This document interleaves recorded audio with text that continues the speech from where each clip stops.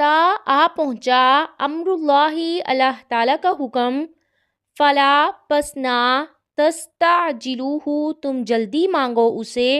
सुबहानहु पाक है वो, व तआला और बुलंद तर है, अम्मा उससे जो युशरिकूना वो शरीक ठहराते हैं। कुरान मजीद की मुख्तलिफ आयतों में अल्लाह ताला ने मुशरिकीन मक्का के बारे में बताया कि वो नबी करीम सल्लल्लाहु अलैहि वसल्लम के वादे के मुताबिक क़यामत आ जाने या उन्हें हलाक किए जाने की बड़ी जल्दी मचाते हैं, और उससे उनका मकसद क्या है कि आपका मजाक उड़ाना और क़यामत की तकज़ीब करना।